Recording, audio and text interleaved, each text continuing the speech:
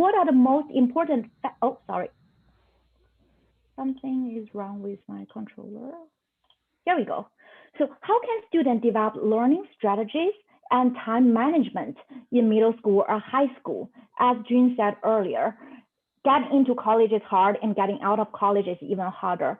I think the time management skill and learning strategy would really beneficial for students, for any learners in their learning process. We are talking about middle school, high school, college, and even beyond college. When they go to work, they still need to handle many informations, and they also need those what we call transferable skills. So when we work with a student, it's not like we tell them what they're supposed to do or what they should do. We want to learn more about the student, understand where the student is at a moment.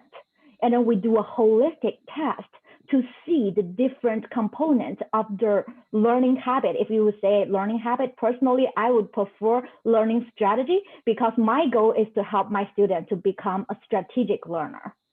What it means to be a strategic learner means they have the strong will to learn. They have the strategy to learn, and they have the self-regulation to make those things happen on their own. And when we talk about that, when a student come to us, if I only use my experience talking with them, trying to understand where they are, I may lack a certain perspective that is hidden under their personality, something that they don't want to share at the very beginning. How can I get a quick access of every perspective of the student learning experience? We have a well-designed learning assessment survey that we adopt from the national committee, which has been used by many universities. Even the NCAA use it for their excellent athletes to help them move forward with their academic performance. So we adopt that fancy learning strategy survey to help us quickly understand all the 10 perspectives of students learning. We are talking about how to help students today. So I won't go into details telling you how many perspectives it is there. Let's just learn about how to use it. How can we understand the result? Once the result coming in, it's not like you're low on motivation. We only help you with motivation. All those results coming in a pattern. And it's really important, it's really crucial for the counselor to work with the student, understanding which one should be first step, second step, and third step.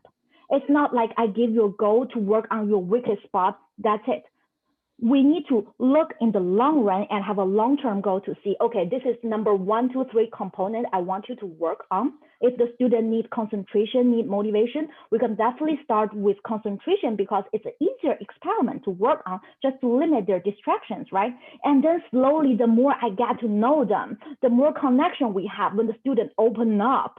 When I have better understanding of how I may connect with the student, we move more into details on motivation and goal settings. And if it's a really active student, outgoing student, I might change my approach to help the student in the other way. And something I usually want my student to do is to write a letter to themselves in the future. So to say that who they want to be in the future so that I can understand their goals better and lead them to go through the step by step. Another thing that I always do in helping students develop their learning strategies is I try to model the learning experiences. A lot of times when the teachers teach their students, especially K-12 teachers, we say hands-on experience, experiential learning, but let's be realistic.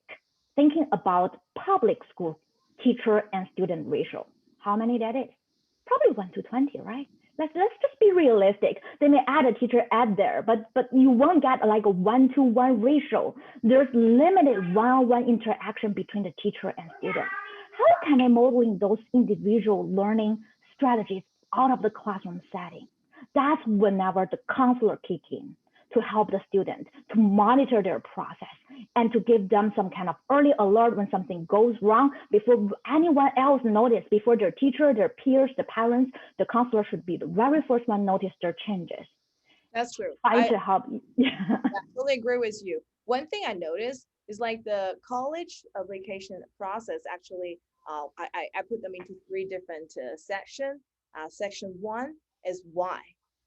It's like why they have to apply colleges, why they have to go to good colleges, why they have to try their best to study hard. In the stage 2, I call them like what. Like, what do you want to learn? Where you want to go? What is your goal? And the stage three, I call how, like how are we going to be there? But most of the people or most of the parents and students, they focus a lot on how to be there. For example, of course, we're going to talk about how to be there later, but that's why we want to spend a little bit of time about why and what, because that's important. Without the learning strategy, without a time management skill set, and literally, it's just really hard to teach a student, how. Even the students know what or what direction they want to go.